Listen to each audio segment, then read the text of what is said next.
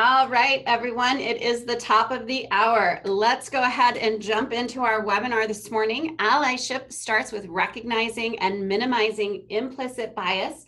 I want to make sure everyone knows where the chat box is. So if you do me a favor and give me a hello, hiya, how's it going, a howdy, whatever works for you. I want to make sure you can hear me and that you know where the chat box is. Awesome. Lots of good mornings with exclamations. I love it. Where is everyone joining? We've got someone from Texas. Nice to have you here today. Awesome. So this is our encore presentation to a webinar that I did last week, and so excited to have you all here with me today. We've got people from Oregon and San Francisco, all the way from Maryland, Colorado, Pennsylvania, Washington, D.C., Perfect. Great to have you all here this morning. So if you have not attended one of my webinars before, we've got someone from Scotland. Nice to see you, Olivia. If you have not attended a webinar with me at all in the past, I want you to know that I am a very interactive webinar deliverer. This is not one of those hold questions to the end type of a deal. I would love for you to chat with me all throughout the webinar. I'm going to ask you lots of questions. We're going to do a lot of different polls, and I love to have the chat going. It makes me excited when the chat is active and vibrant. So please do feel free to comment all along the way, and I'll read comments out and we'll sort of have a conversation in that way. My name is Mattice, and I am the founder and CEO of Civility Partners. We're an HR consulting firm focused on building positive workplace environments. I've been doing this for a long time. Civility started back in 2009. And just to tell you a little bit about my story, I was the director of human resources for a nonprofit organization here in San Diego that's actually no longer around. And I found myself working with a bully. This person was an uber excessive micromanager. He yelled a lot. He made life hard. It was pretty frustrating to deal with him. And I personally felt bullied by this individual. And then, of course, as the director of HR, I was dealing with a lot of the problems he created for the organization. Definitely spent a lot of time counseling people who were frustrated with him, spent a lot of time hiring into his department, and then there'd be some turnover, and then I'd have to hire in more people. And, you know, it was just an exhausting experience. And during all of that, I decided to get my master's degree in organizational communication and ended up writing a research paper for one of my courses in grad school on the topic of workplace bullying, and really found it pretty therapeutic, and was really interested in the fact that I wasn't alone. This is actually a topic that had been in the academic research at the time about 25 years. Now it's been about 40 years. And I just kind of became obsessed with creating positive work environments. And since grad school, I've written 3 books, one of which has a foreword by the great and almighty Ken Blanchard. And I've had the experience of serving a ton of industries, a ton of different clients. Where there's people, there's drama. And so I feel like I've seen it all, yet somehow I'm still surprised on a daily basis by the things that I hear. I've also had the pleasure of being cited in a ton of cool places. I got to be a talking head on CNN, which was pretty cool. So I've seen a lot and done a lot. So there's a little bit about me. Let's go ahead and jump in. We're not talking about workplace bullying today. What we're talking about is implicit bias. So we're going to go through a lot of information around implicit or unconscious bias, and we're going to define it, and we're going to talk about where it comes from and why we're biased. But ultimately, I want to give you some really useful tools for sort of combating or minimizing your bias, as well as just being an ally. So I'm going to give you some real clear, tangible, actionable tips for being an ally in your own workplace. So let's go ahead and jump in. We're going to start with a poll here. So please do jump on in. Your polls are anonymous, so please know that. I won't know who said what. So hopefully you can see the poll there. I'm satisfied with my organization's diversity, equity, and inclusion initiatives. Go ahead and type in agree or disagree. And Jennifer, I see that you'll have to pop off and miss the last 15 minutes. No problem. We will be sending out a recording, so you're all good. Happy to have you live for as long as we can keep you. All right, we're still waiting on a few more people to finish voting here. Give me an agree or disagree. We're going to close the poll in 3, 2, 1. All right, let me go ahead and share these results. So it looks like 62% of you agree. You're happy with your organization's DEI initiatives, and about 40% of you disagree. So I'd love to have you chat there with me. Tell me, those of you that said you agree, what is it that your organization's doing that you're satisfied with? Let's get some tips. And for those of you who said you disagree, I'd love to hear, what is it that your organization's not doing that you'd like to see them do?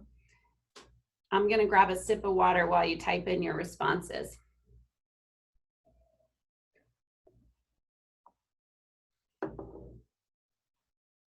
So those of you that said you're satisfied, give me some information about what your organization is doing well. Those of you who said you're not so satisfied, what is it that your organization needs to improve upon?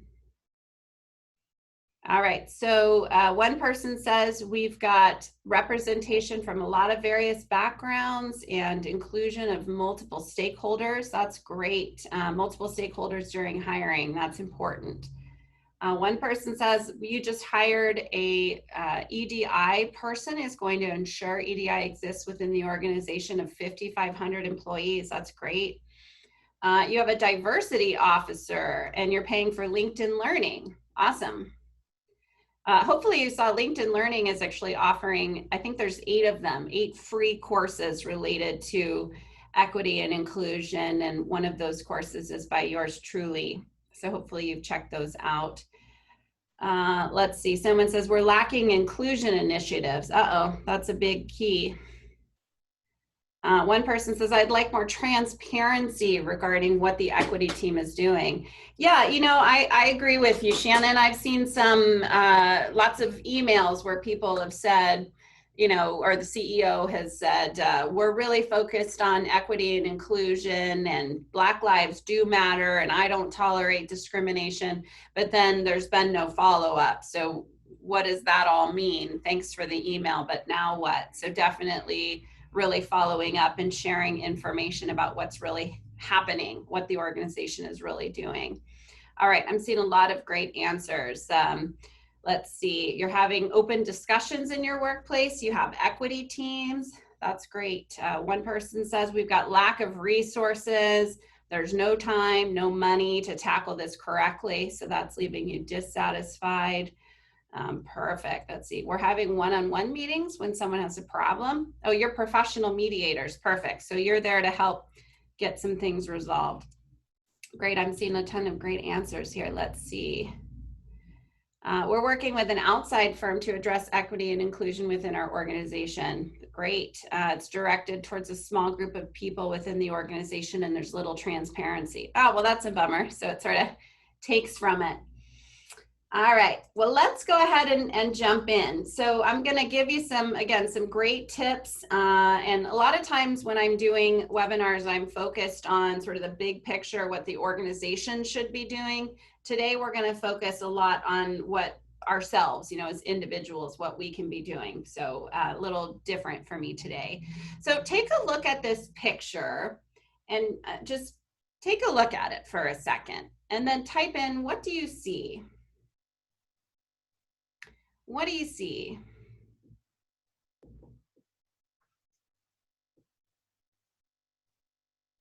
Professionals, diversity of faces,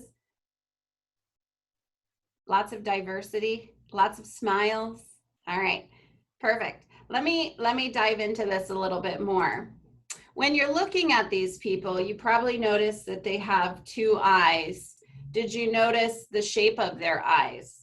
You probably noticed that several of them had hair, not all of them. Did you notice hair, or did you notice curly hair or black hair or brown hair or straight hair?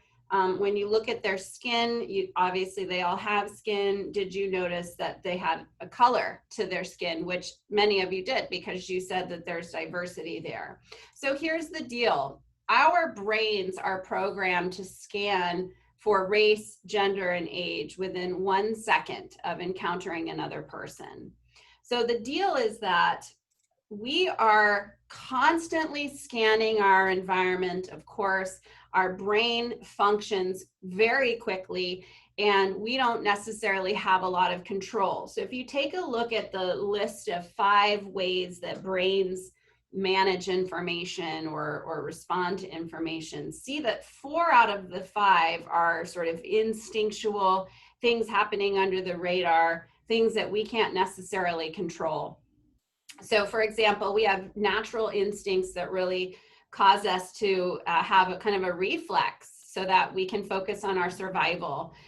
We're sorting for relevance to our survival, you know, that we might, for example, scan for movement, and if we see a shadow out of the corner of our eye, we're going to look towards it to see if that's something we should be concerned about.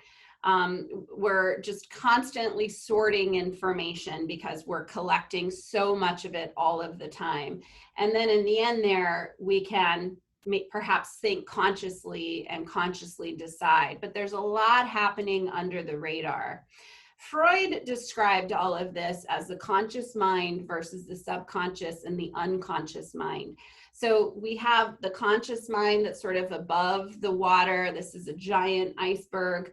Most of an iceberg is under the water, just like most of your ice cubes is under the water. Our conscious mind is the stuff we know about.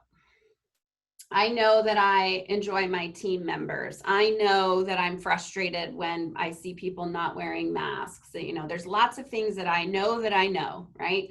But then we have a subconscious mind that's a little bit farther down. And this is, the subconscious mind is part of our conscious mind.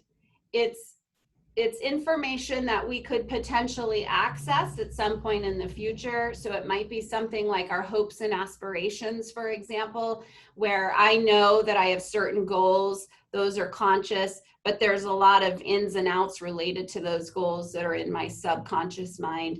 And then farther down below is our unconscious mind. And this is that automatic processing of information. It's our memory, it's our affect, our, you know, the processing of information deep below the surface. We don't even know it's happening. So that's Freud's iceberg. Researchers love icebergs. So I'm going to give you a different iceberg analogy. By the way, I see one person who's typed in the Q&A. Do me a favor, stick to the chat as you're typing and responding and asking questions. That'll make it a little easier on me. It's one less box to manage. So I've got the chat box nice and open and big so I can pay attention to it. So there are 2 other researchers who really went after the iceberg analogy. There's actually many who love this analogy, but Hall and Hofstede are 2 different researchers from the 70s. And these are the researchers that are really credited for the cultural dichotomies that know about, right? So individualism versus collectivism, or high power distance versus low power distance. That was Hall and Hofstede that came up with these separately. They each have their own list of dichotomies. But both of them really relied on this iceberg analogy when talking about intercultural communication and the way that we think. So, for example, up above the ice where we can all see is behavior. So we can see that each other dresses a certain way or drives a certain car or does certain things, right? So at the top, stuff that we can see. Farther below is our beliefs. And much like Freud said about the unconscious mind, the subconscious mind, we have beliefs that we may or may not understand are there. So maybe we know they're there, maybe they're not. So they're sort of in the middle. And then deep down below are our core values. And these are things we don't necessarily know about. So let me show you this in action. So it's pretty common that we are more likely to act on the ideas of people who are similar to us or whom we perceive to be similar to us. Another example of that is I used to teach college. Love using that as an example because it's a great lab for research to be in a college classroom. But a lot of times students come into the classroom on the first day and you can see them sort of scan the room, and then they go and sit next to somebody who seems sort of similar to them. And maybe it's somebody they've seen in another classroom before, or this person sort of dresses similar to them. So we do tend to glob onto people who we perceive to be similar. So then you have a belief that's down under there that you may or may not be aware of, that people who look like you are similar to you in ways of thinking. That may or may not be accurate, but that's a belief that all humans hold, and that's how bias works. And therefore, deep down below, there's this value that we all have of sameness. So it's easy to argue that point and say, I love diverse people. I don't see color. That's something we hear a lot. But the fact of the matter is you do see color and you do value sameness as much as you might tell yourself you don't, you do. It's a survival instinct. So our brains function in such a way that sameness feels safe to us. And ultimately, we're focused on our instinctual survival processes, right? So sameness feels safe to us, and there's no ifs, ands, or buts about it. Well, so where does all of that come from? What are the origins of this bias that we have? So lots and lots and lots of places, right? This is a short list. There is a very long list of the origins of bias. These are just some of those places.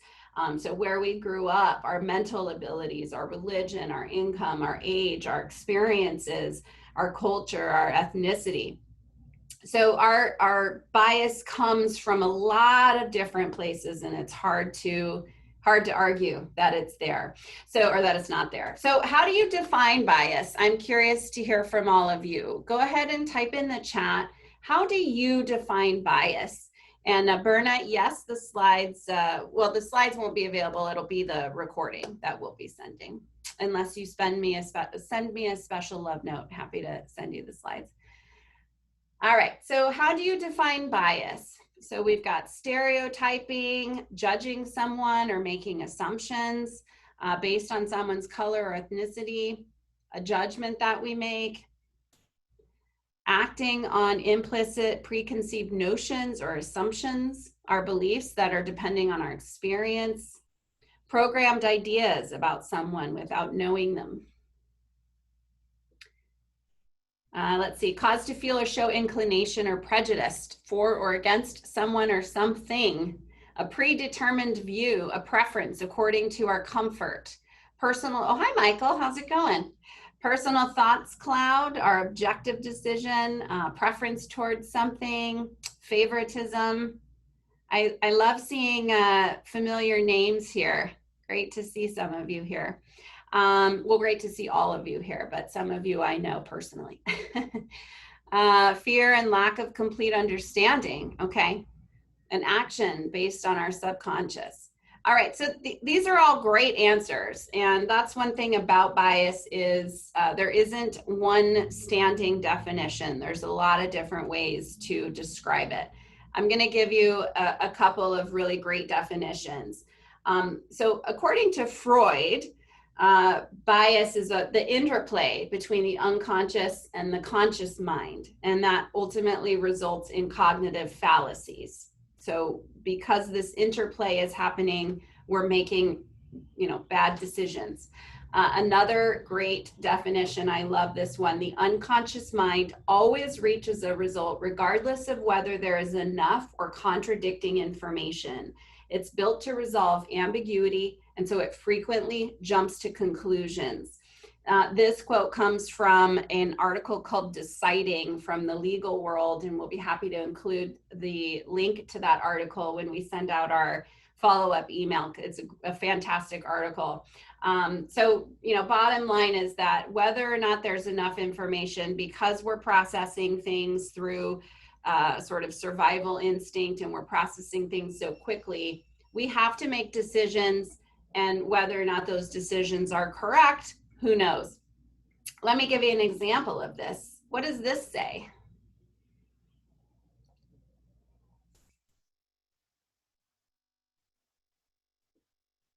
What does this say? Type it in. I'm going to have a sip of coffee while you do that.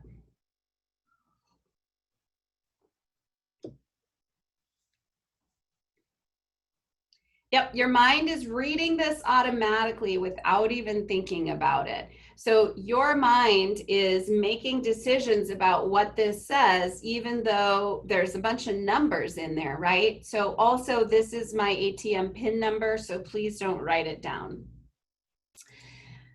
So let's talk through 4 types of bias. There's actually about 12 to 15 types of bias that we could go through, but I'm just going to focus on 4 here today with you.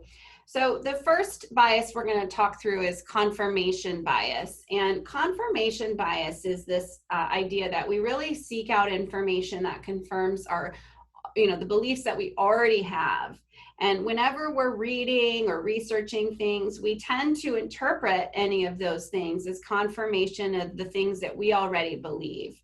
So one example of that is going to church on Sundays. If you go to church on Sunday or whatever day that you go to church, one of the reasons you go there, in addition to, of course, worshiping and being a part of a community, is you go there because you're going to be confirmed in the things that you already know about the world. You're not, if you're Mormon, you're not going to a synagogue. You're going to an LDS church because that's where your beliefs are going to continue to be perpetuated. So that's an example of us really seeking out information that matches our point of view. You can also see this, of course, through social media. Lots of Facebook posts where people are really posting articles that highlight their point of view, right? And so we're definitely seeing this a lot. Expectation bias is the second one here, which is the fact that our expectations influence perceptions of our own and others' behavior. So essentially, you expect certain things to happen minute by minute, as you're going into a meeting with a client or an employee, for an example, you expect that conversation to go a certain way. And so your behavior is based on those expectations. And you interpret the other person's behavior based on those expectations. So another example, if I go to a networking event and I'm expecting that networking event to be really fruitful for me, there's going to be tons of potential clients there and good partners and referral sources and all of that good stuff, my behavior is going to really reflect that expectation, right? Versus if my husband drags me along to some horrible party that I don't really want to go to, my behavior is probably going to be a little bit different. So if we're thinking about this in terms of the workplace and race, unfortunately, many times our brain considers people who have an ethnic sort of a name, not a name that's clearly not a white name. Unfortunately, our brains go to a place of assuming that that person's not as qualified. And so how you interview that person is going to be different than if you're interviewing somebody that you expect and know is the perfect candidate. So our behavior is really going to be influenced by our expectations.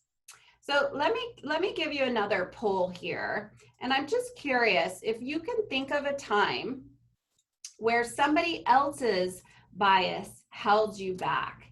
Can you think of a time when someone else's bias held you back? And I'd love to hear in the chat if you can give some examples of that, so it's not just me yammering on with my own examples.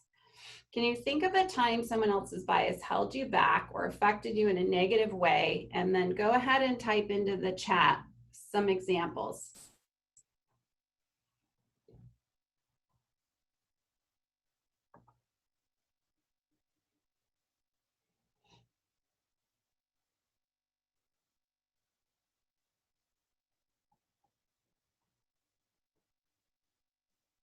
All right, we've only got about half of you voting. Let's hear from you. I'd love to hear your answers.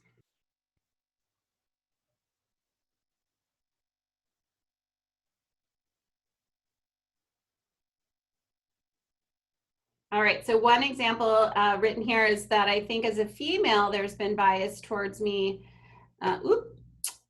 There's been bias towards me, but that was always something that challenged me to prove people wrong. That's a great example. I too can think of specific stories where as a woman I was ignored, for example. And I love what you say, that it's challenged you to prove people wrong. I saw Kendra Scott speak once. She's the billionaire jewelry store. She just got valued as her company got valued at $1 billion last year, I think. And she started that thing from scratch. And she talked in her speech about how no means on. Let's see. A new manager thought I was averse to change because I had lots of questions and concerns. Yep, that's a great example. As an older woman, expectations from teachers and family about women's work impacted your career choices. Okay, thanks for sharing that. Yeah. Some managers listen more to male colleagues and take their input more seriously. Absolutely. I heard lots of stories from women about how their idea was ignored, and then a man shares a similar idea a few minutes later, and all of a sudden it's a great idea. Okay. Your example of having an ethnic name has been my experience many times. I had my name on my resume, no return calls. When I changed it to an American sounding name, same resume, I got return calls and follow up. Yep. So your name was the deciding factor. Thank you for sharing that. And I'm going to share some research on that same example. I was told that I could make good money for being a young woman, which prevented me from getting a raise. Oh, you were told that you make good money. Yeah. All right. Well, thank you so much for sharing your examples. Lots of great ones. I've been held back due to a criminal record. Yep. So people definitely make decisions about that. In California, we've got Ban the Box, which is meant to help change that. Lindsay, what was the book I referenced? It's an article by an author whose last name is Canaro, and the article is called Deciding, and I will include a link to it in our follow-up emails, so not to worry. I have a slight accent. I have heard her face that anyone with an accent is not American and is different. Yeah. All right. Thank you so much for sharing all of these. Fired from a job because of sexual orientation. Gosh, I'm sorry to hear that. Yeah, we've got a long way to go as a society, don't we? So 88% of you said that you could think of a real clear example of someone's bias holding you back. So thank you so much for sharing your examples. All right, so cognitive dissonance is the third type of bias I want to share today. And that is really related to the fact that when our thoughts and our behavior don't match, it makes us very uncomfortable. And therefore, we really strive to bring balance to those two things. So, for example, I've got this picture of traffic here. If you're in traffic and you're late to a very important meeting, for example, you know the meeting's important. So your mind is telling you the meeting's important, you want to do well in the meeting. But here you're late. Your behavior is not matching up with your thoughts. You're running late. So your behavior and your thoughts don't match. Often we will find ways to create balance. And unfortunately, we often do it at the cost of others. So if you're in traffic, you're probably not going to say, I should have left earlier. What you're going to say is, gosh, that red light is too long. Why is that person crossing the crosswalk so slow? And we start blaming other people. So that's where self-serving bias comes in. I also used to see this a lot when I was teaching college. I was always fascinated that if a student got, a C- or a grade they weren't too happy with, I would get an email that says, I don't understand why you gave me a C-. And I would respond and say, I didn't give you it. It wasn't a gift. That was the grade that you earned. But if somebody gets an A in the class, they were probably telling their friends, hey, I got an A in Catherine's class, right? So they would take ownership of that A but not take ownership of the lower grade. Another really profound example of this is right now, many of us, and I'm white. If you saw that picture, you saw that I'm white. So us white folk are being told that we are inadvertently keeping people of color down. That's what Black Lives Matter was all about, right? Is listen to the stories of people of color, learn from them, research yourself. What can you do as an individual to start to move the needle? And so as a white individual, that creates cognitive dissonance because many white people are thinking, I don't see color. I am, I do think we should have equity. I believe in equity and inclusion. But then there's this messaging coming that's saying your behavior doesn't match that. That creates cognitive dissonance. There's two responses to that cognitive dissonance. One is to change your behavior and say, well, gosh, I better learn and figure out and try to understand what I can do differently. Hence, you're on a webinar like this one, versus you can change your thoughts and say, no, that's not true. I disagree with that messaging. I am equitable. So that's an example of cognitive dissonance sort of in society at large.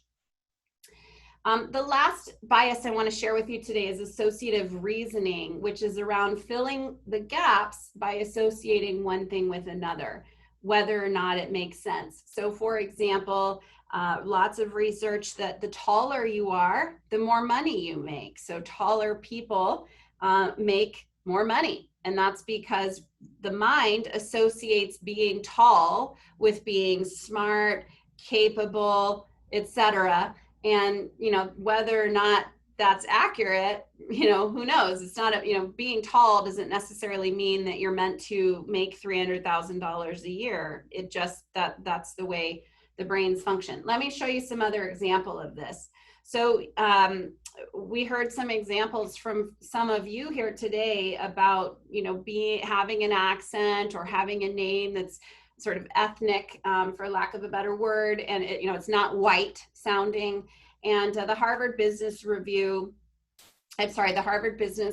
has a great article on that in action, right? So what they did was look at African American resumes and resumes of Asians, and they asked these individuals to send the resume out as is. And then they asked these same individuals to also send out a whitened version of their resume. And what that means is changing the name to something that sounds white.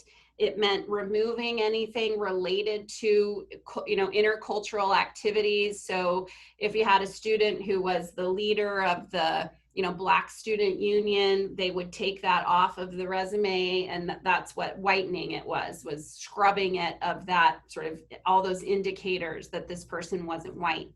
And as you can see, those resumes that had the African American sounding name and all of that intercultural activity, they only got 10% callback. But when they scrubbed the resume of that and made the resume more white, I say with air quotes, they got 25% callback. And then you can see the same situation happening with resumes of Asians. The other pretty startling piece of this information, and I want you to listen carefully because this hurts my heart a little bit, and it's something we all need to know. Something else that this research found was that when organizations put things in their job postings like equal opportunity employer or, diverse candidates encouraged to apply, when they were putting that type of wording in the job posting, what happens is candidates bump up all of that information. So they really highlight that they were the president of the Asian American Student Union, and that they, they highlight their Asian culture and all of that. So they're really beefing up that aspect of their resume. But guess what? Just because you put that line in your job posting, it doesn't mean that your bias disappears. And it actually hurts candidates because the bias is the same. So don't put that in there, diverse candidates encouraged to apply, unless you have processes in place to ensure that those diverse candidates are included and given the equal opportunities. That really hit me hard when I read that. So because so many employers throw that in there because it seems great, and deep in their soul they do want diverse candidates, but the bias is still there.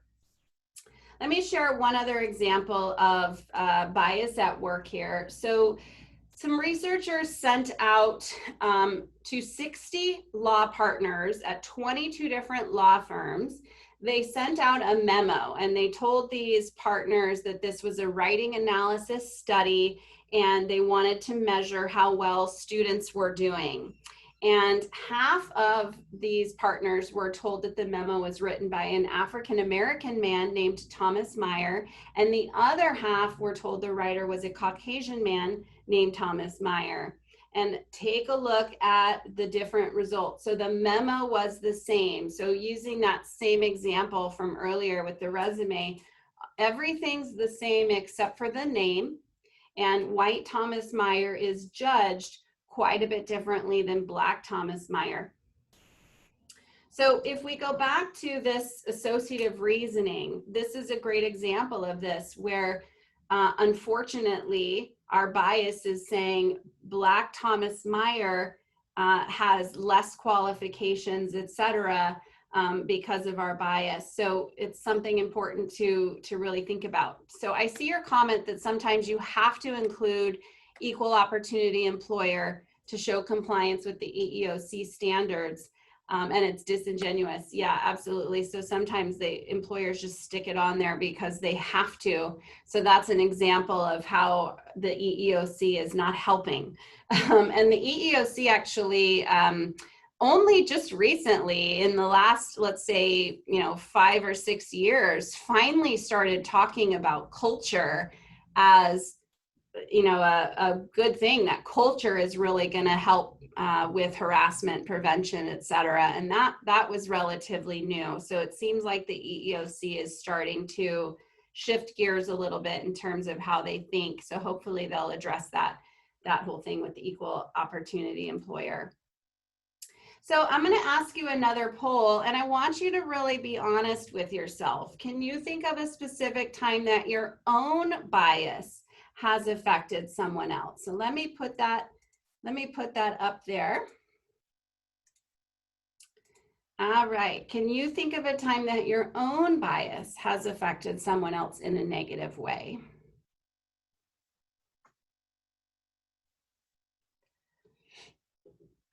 Be honest with yourself. Looks like you all are.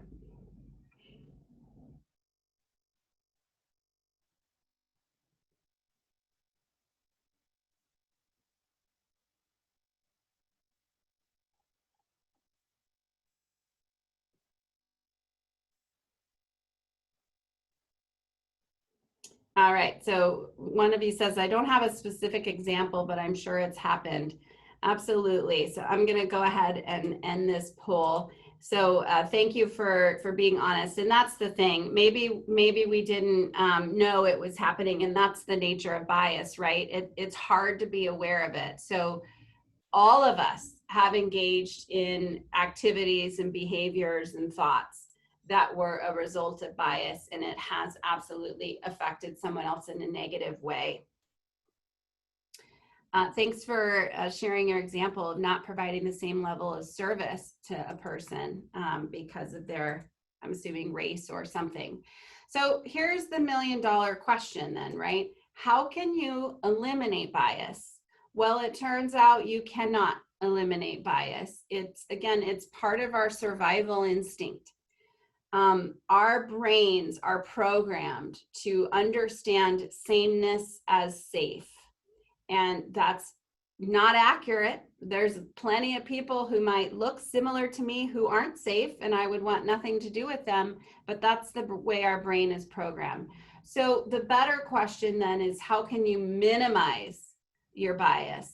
So I'm curious to hear from you all. What are some of your thoughts on how to minimize your bias?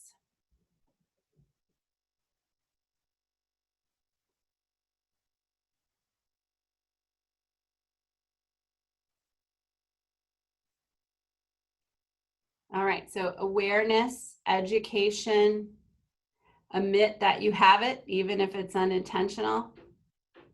Be conscious of it, try to be aware and respond accordingly, work to unlearn and refuse to act upon it. Be more aware and educate, call it out when you see it, acknowledge it. These are great examples. Be aware of the surrounding differences, accept change, be patient and tolerant, know your bias, background, culture, reflect back on our childhood and upbringing and feel it. I like that. Having people around you that will hold you accountable and holding the people around you accountable. I've always wondered why white people look at Black folks as dangerous when studies show you are far more likely to experience danger with those who are like you. Yeah, I don't know about those studies, but again, as a white person, I can think of plenty of dangerous white people. I won't get political, but there's one in particular that really stands out. Be open to learning more.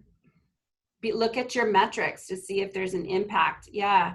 So I'd love to talk a little bit more about your responses. So a lot of you are saying be aware of it, and some of you are saying, have a buddy, an accountability buddy, somebody who can call you out when your bias pops up, and vice versa. And these are all great examples of things that we need to do. I see your question, Terry. I'm going to respond in a second. These are great examples. The thing is that your organization's culture has to make room for that, right? So if you're going to ask a fellow coworker to be your accountability buddy and call you out when they see you engaging in any type of exclusive behavior, be it bias or a rude comment or sarcasm, your culture has to sort of tolerate that. At the very least, you have to have at least that one relationship with someone. So something for us to think about. Great. So Terry asks, why did you say Black folks but white people? That's a great question. And I was just reading one person's comment word for word. So I would love to hear from you, the person who said that. And great point, Terry. I should have maybe caught that. All right, so let's talk through this. So we'll see if we can get a response, Terry, to your question. So Harvard says, consider what gets into your mind in the first place and avoid it. And if you didn't know, Harvard does have an implicit bias assessment. If you just Google Harvard implicit bias assessment, you'll find it. It's all over the place. If you take the assessment, you become part of their research study, so just know that, but it's a great way to kind of start. And perhaps you and your team could all take this assessment and then have some conversations around it. So I'm all about starting off with just conversations. Here's my point. Minimize the things in your life that increase the chances of bias occurring. So let's talk through what that looks like. So here's the deal. There are a lot of risk factors or things happening around that sort of facilitate the use of bias. So if you take a look at this list, for example, if you're feeling angry or tired or disgusted at something or frustrated, any of those emotions are going to reduce your ability to be self-aware of your bias. If there's a lot of ambiguity, then you're going to, your brain's going to start trying to connect the dots. So too much ambiguity is going to increase your use of bias. If you're tired, if you're distracted, if you're not getting feedback, if there's a lot of salient social categories around you. So these are all examples of risk factors for bias. And the commonality here is that the less energy you have, the more you rely on your autopilot, right? So then the question becomes, how do you make sure that you're countering the risk factors? So I'd love to hear from you. How do you counter these risk factors so that you can minimize your use of bias?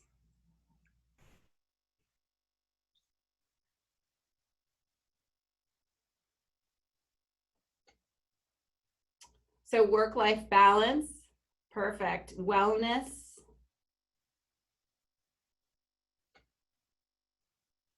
eat and sleep well. What else? How can we counter these risk factors? Self-care, eat, sleep. Yeah, so all of this is related, right? So I'm an HR consultant focused on building a positive culture where people can thrive. And part of that is creating room for employees and your workforce to get some room to breathe, right? Making sure that there is room to take a step back if you're feeling exhausted. Unfortunately, right now, there doesn't seem to be a lot of time to take a step back. We've had a pretty stressful year. It's not over. The elections are still coming. There's going to be a lot of tension. There already is a lot of attention, but there's a lot of attention on politics and a lot of dissension around politics, and that's all just going to increase as we get closer to election day. So there's a lot happening in 2020 that just creates a lot of exhaustion. And that means that employers have to be really focused on giving people space to function, right? I see another great idea is to expose yourself to people who are different from you. All right, so let me give you some other ideas. Remove and reduce distractions. So when you're distracted, you're going to start relying on autopilot, right? Ambiguity, again, creates room for bias because your brain can't help but try to close gaps. So ask a lot of questions to reduce the ambiguity instead of letting your brain make all of these decisions in a split second. Again, somebody who can hold you accountable in your workplace and in life is great. Another great thing is to really seek similarities in others. So turns out that we're not that different. We've got a lot of different experiences. For example, one of the exercises I do in my internal trainings when I do trainings for clients, I often do this exercise where I ask the question, how would you like to be treated at work? How would you like to be treated at work? And that's a great question because it turns out there's only about 10 answers. And I've been doing that exercise for 11 years in a lot of different organizations of different shapes and sizes. And really and truly, there's only about 10 answers that I get every time I do it. And so that's a great place to start. So obviously we want to celebrate differences and lean on those differences for innovation and building a collaborative team. But in some ways, finding similarities in others is helpful because, again, our brains are wired to think that sameness is safe. And so if you can find similarities, that can help. And then really, you've got to ensure that processes are in place that could minimize bias. What could some of those processes look like? Well, one example might be to attempt blind interviews. So if you're one of those employers who has diverse candidates should apply or are encouraged to apply, then you've got to back that up by eliminating opportunity for bias to show up during your interviewing process.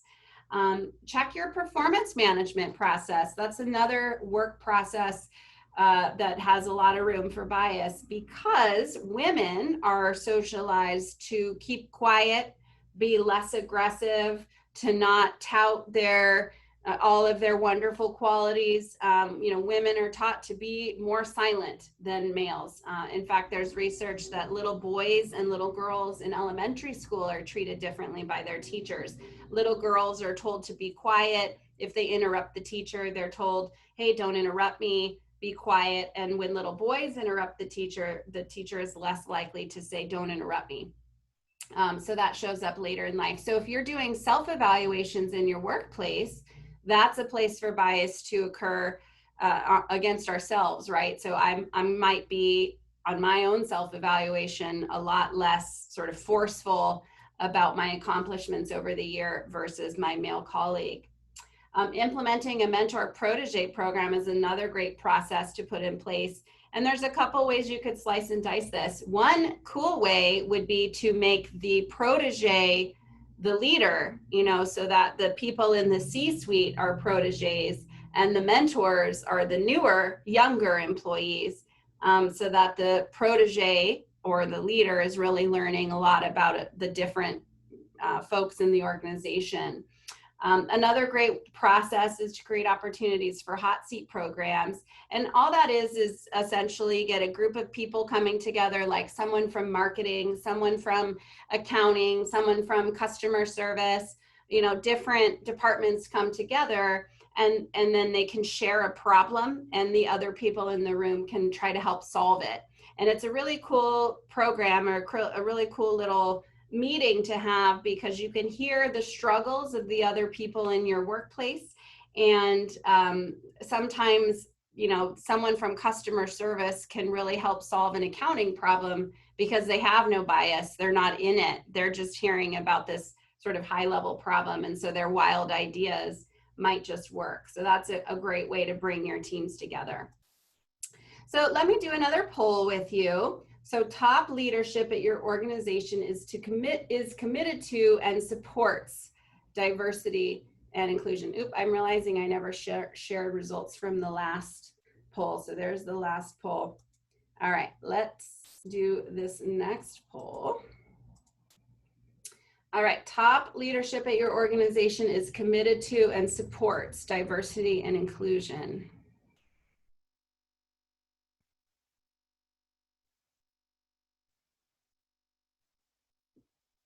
Keep those responses coming.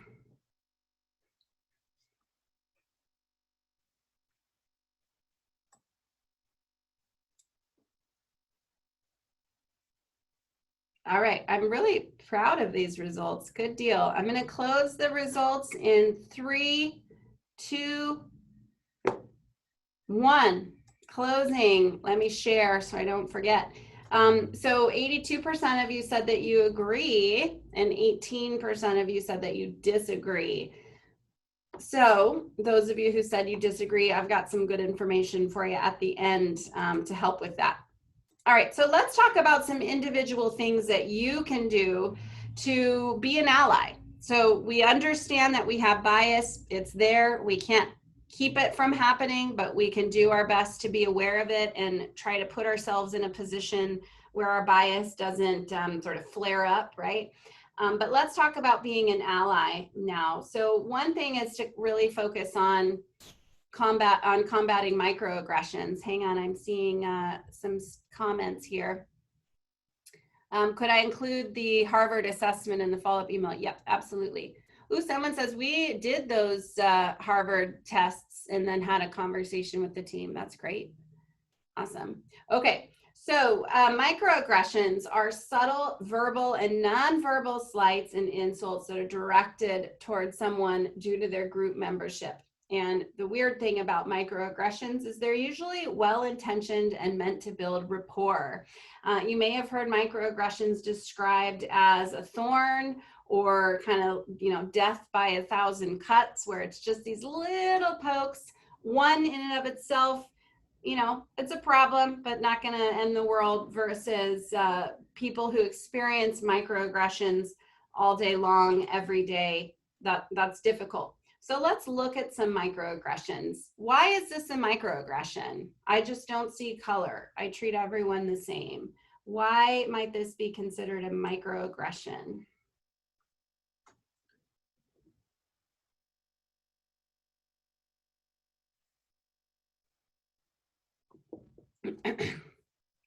Yeah, obviously we see color unless we're colorblind. You can't not see color.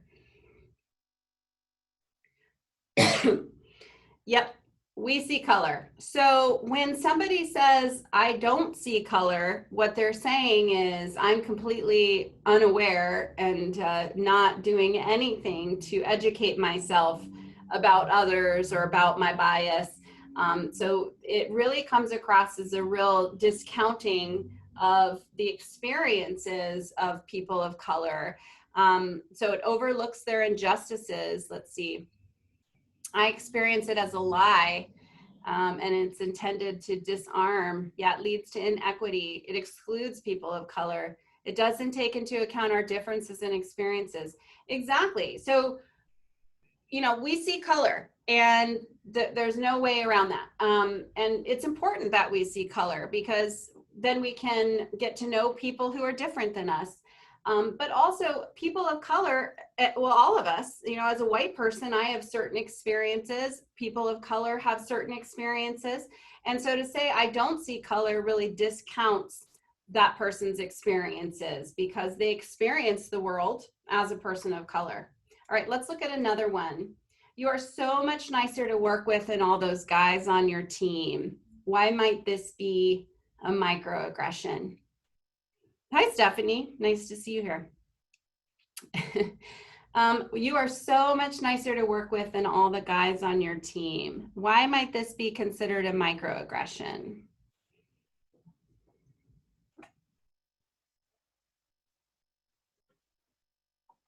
Okay, so it might be rude for the guys, because you're saying the woman is nicer than all the other guys.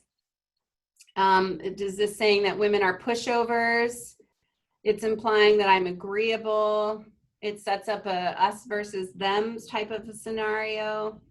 Implies that women have to be nice.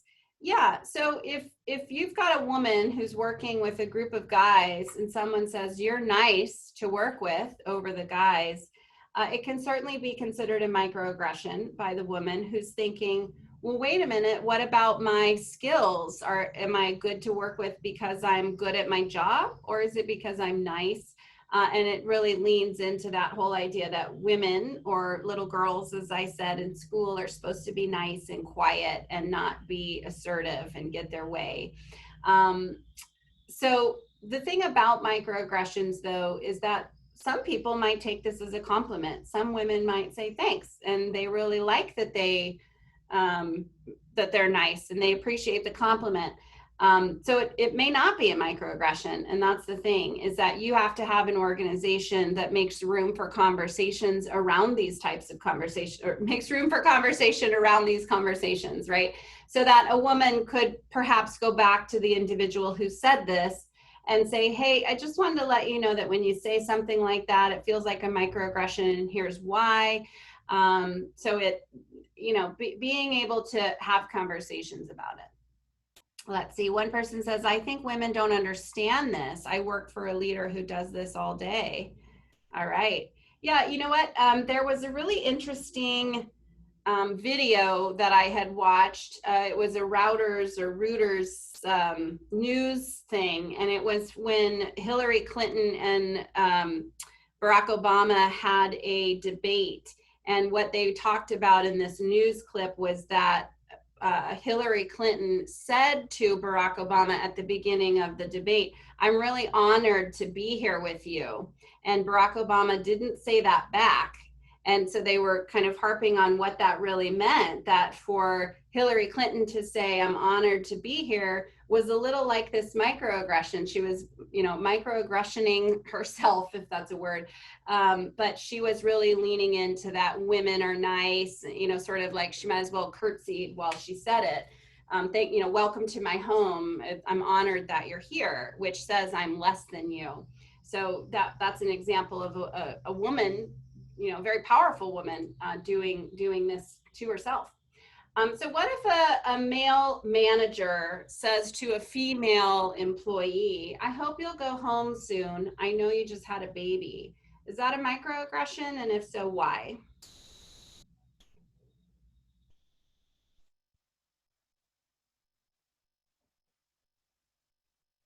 All right. I think it sounds caring.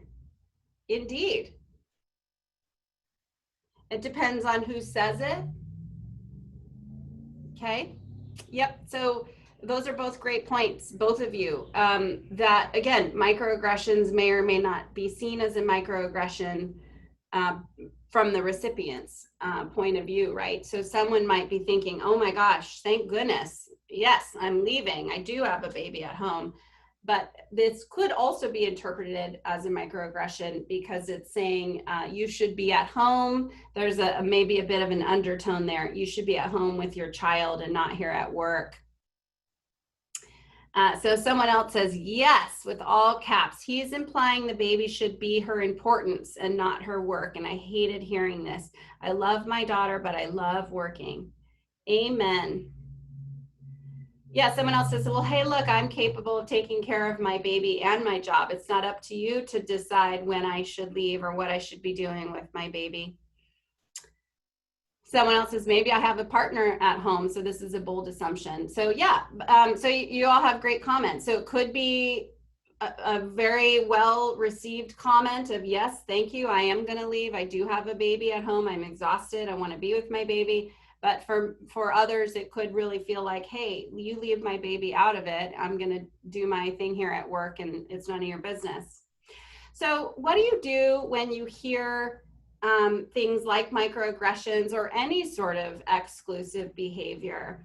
And so one idea is to really focus on the impact of it. So what I'm trying to do here is give you some easy ways to step in without feeling like you're being insubordinate or creating waves, because that takes a lot of courage to create waves and really stand your ground on how people should be treated. And I have discovered in my 11 years of going into toxic work environments that the chances of people speaking up are pretty slim. And in fact, the EEOC did some research that 75% of people who feel harassed don't report it. And in my experience, when I do training around harassment or when I'm in these toxic work environments, most of the people who are aware of the behavior also don't report it and they don't step in. And so that's where I'm coming from with this, is I want to give you some kind of easy ways to step in that don't feel like you're throwing yourself in front of a bus. So here's one example of that. You might say, I know you don't realize it, but by saying you don't see color, you're actually coming across as saying that you don't recognize the whole person. You're discounting Susan's experience in the world as a person of color. So just kind of kindly saying, hey, I just wanted to let you know that this might be the impact. Another great way to go about this is to ask a question. So you might say, hey, I was just curious, do you tell new dads to go home early too? I just want to be sure that you're treating everyone the same.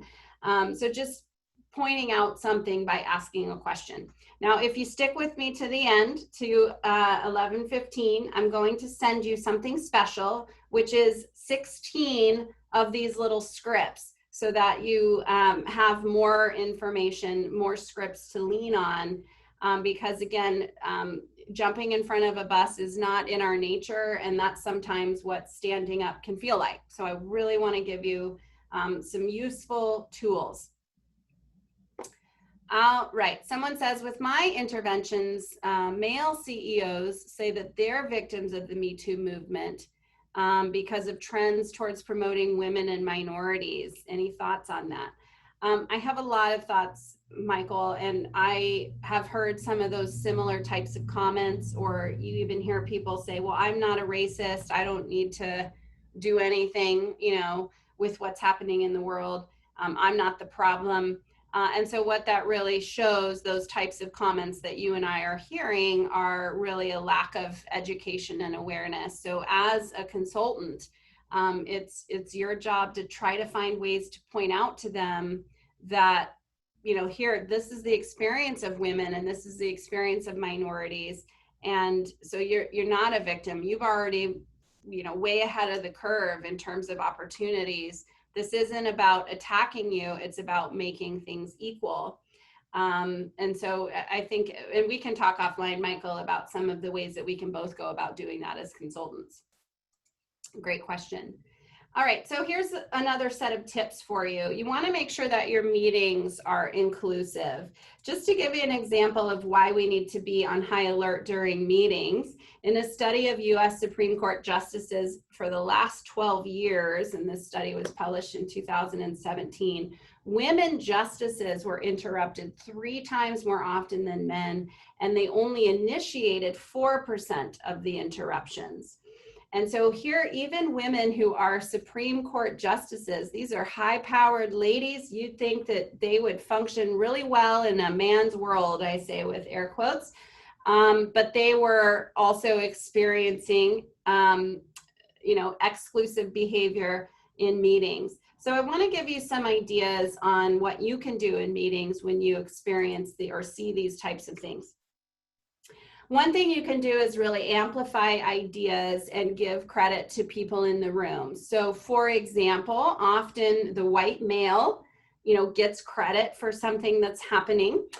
So you can make sure that the other people in the room who are part of the idea, or whoever actually came up with the idea, gets credit. So for example, let's say a minority woman shares an idea, it's sort of ignored, nobody acknowledges it, and then 10 minutes later, the white male Bob speaks up and shares a very similar idea to what was said by the minority woman. And everyone goes, yeah, Bob, that's a great idea. Well, you could then say, yeah, Bob, that is a great idea. And thank you to Susan for bringing it up earlier. Susan, that, it was a great idea. And just sort of pointing it back to Susan so people remember that it was actually Susan's idea. Another way that you could make sure meetings are inclusive is to respond to showboating by pointing out the expertise of others. So we'll just use that same example. So then you might say, Bob, that was a great idea. Susan's really the expert on this topic. Let's really listen to what Susan has to say. So pointing it back to the correct person. Another way to make sure your meetings are inclusive is to rotate administrative duties. So a lot of times females are the ones asked to take notes. So by having a schedule that is just each month, whoever's taking notes is going to change, and that everybody in the room is going to be responsible over the course of your meetings, then that really eliminates the opportunity for women to be pointed out as the note takers. When I used to teach college, and I love group work in my college classes, I would say, break up into groups of 3 and discuss some point. And then I want somebody to take notes. And then I would always say, ladies, don't take notes. Men, I want you to be the ones to take the notes. And then kicking questions back to the right person. So going back to Susan and Bob, if somebody's asking Bob all these questions about something, it would be great if Bob would say, you know what, Susan's really the expert on this. I'm going to let her answer it. Or if you're an observer, you could say, hey, Bob, you know what? You should really let Susan answer. She's the expert. So just really encouraging and amplifying the people in the room who need amplifying. Again, these are easy ways to create more inclusivity in your workplace without, feeling like you're throwing yourself in front of a bus. So let's do another poll. I'm just curious to hear from you. All right, if someone you work with treated you with disrespect, would you feel comfortable to say something about it?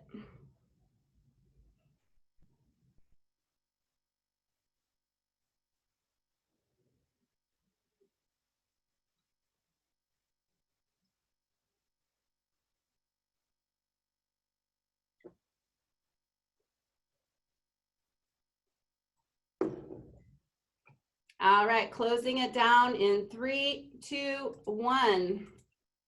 All right, so 80% of you said that you would feel comfortable to speak up. That is fantastic. But 20% of you said that you would not say something, you would not feel comfortable. So that is a problem, right? You've got to make sure that your organization is inclusive and creates opportunities for these conversations to occur. Let's see, someone says yes, but the problem is no, that makes me the aggressive one because I'm not scared to call you out. Okay, so yeah, if you speak up, then people might see you as aggressive because you're the one who spoke up. That's a great point. And part of that might be because you're a woman, right? If a woman does it, it's less acceptable. And so that's where I'm trying to give these types of things that you can say where it doesn't feel so aggressive. You're not saying, Bob, keep quiet. Let's let Susan talk. It's just, hey, Bob, I'd love to hear from Susan. Or if Bob interrupts Susan, hey, Bob, I'd love for Susan to finish before you jump in. So that's hopefully you can find some ways to speak up without appearing as aggressive, but I definitely hear you.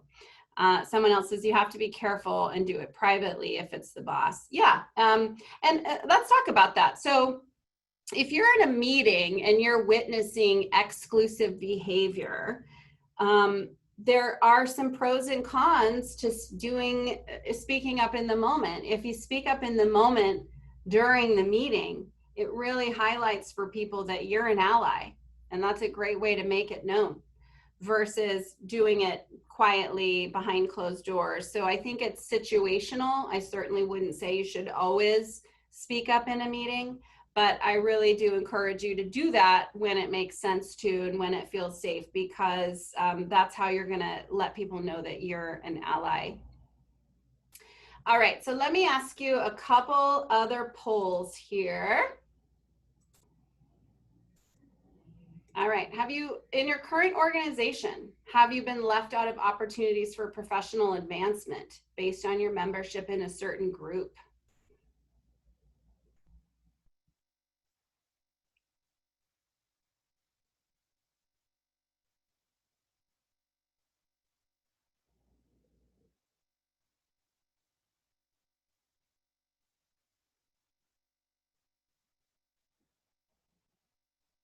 All right, we're going to close this down in 3, 2, 1. All right, let's share the results. So 65% of you said no. That is really fantastic. But 35% of you said yes, you do feel that you've been left out of opportunities because of your membership. So that's an issue, right? Let me ask you one more question here. All right. Does your organization provide training for managers on coaching poor behavior? So I ask this question because many times this is a problem that we see with our clients, that managers have not been trained on coaching incivility or that sort of under the radar stuff like a microaggression. And if managers had that information, how to coach exclusive behavior before it escalates to something serious like sexual harassment that's illegal, then it would save your organization a world of hurt.